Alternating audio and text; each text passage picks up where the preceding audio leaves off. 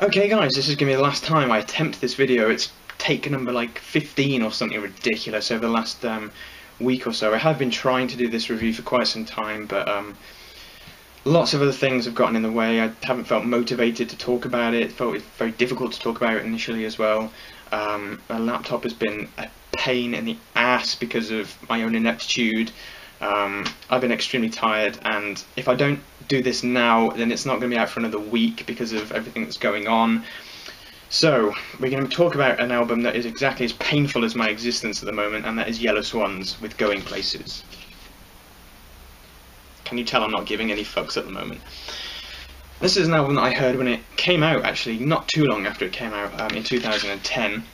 It's a posthumous release, so this was released, or recorded even, in 2008, which happened to be the same year that the band Yellow Swans themselves broke up.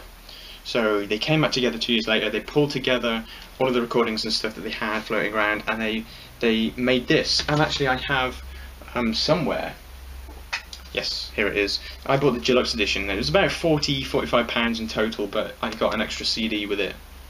Yay! But there's an extra hour of content on this, which is fantastic. Although arguably that is more difficult to sort of process than this. And this is not the most easygoing album in the world, I'll be honest. If you don't know who Yellow Swans are, they are a drone, perhaps fringe dark ambient, although that's probably a bit of a stretch, noise, deeply rooted in noise and power electronics outfit. I don't know what power electronics is fully. I'd imagine it's some kind of metal derivative, but I haven't looked into it at all, so I don't know. But this album comes at the very end of their career, in fact beyond the end of the career, post-career. And even without the power of hindsight, and without looking back upon this and saying, oh yes, but you know, you can apply the track names like Limited Space and Opt Out and Going Places to, you know, breakup and separation and change, but those things do actually fall under the emotional scope of this album. Because even if you subtract all of those biased elements, you can feel the pain and the catharsis of this album. A lot of people say to me, Chris, why do you even listen to noise? I don't understand noise. I can't listen to this album, it's too much.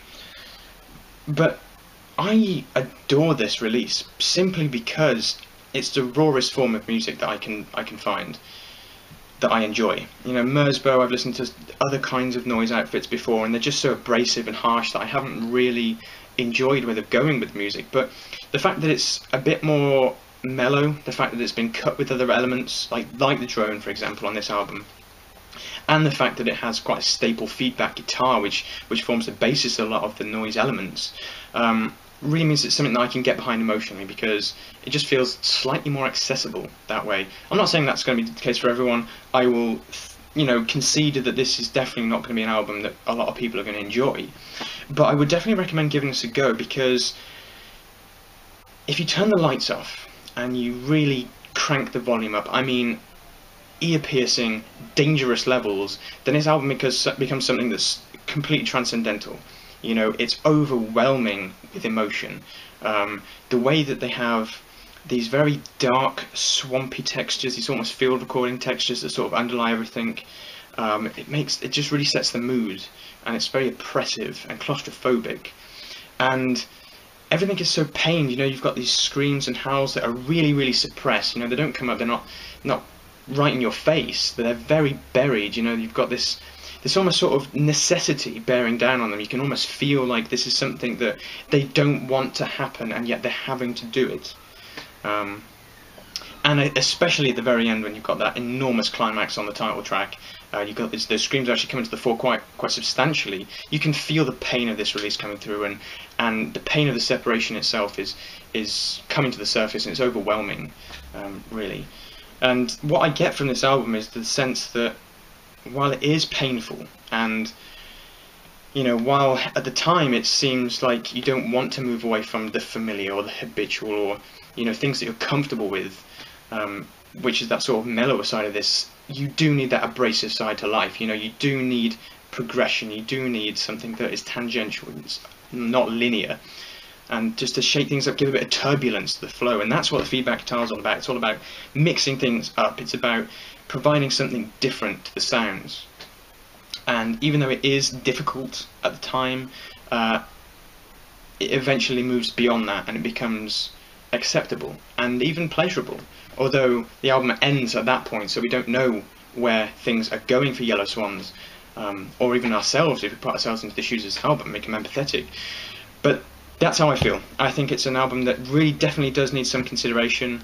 I think it's a fantastic album. You know, there's very, very few albums that I'll say I like it from start to finish. You know, I don't think there is a single track here that weakens it. Maybe New Life, but that's only because my file was corrupted for years and I never bothered to update it.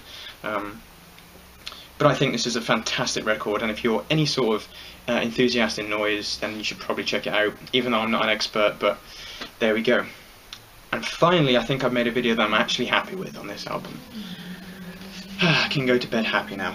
So, thank you guys for watching. If anyone is going to Paris on Friday, drop me a line, because I'm going alone and I have no idea what I'm doing for the Pitchmont Music Festival. So, I will see you guys there if you are going, but you're probably not, so I will sign out now. Thanks for watching, guys.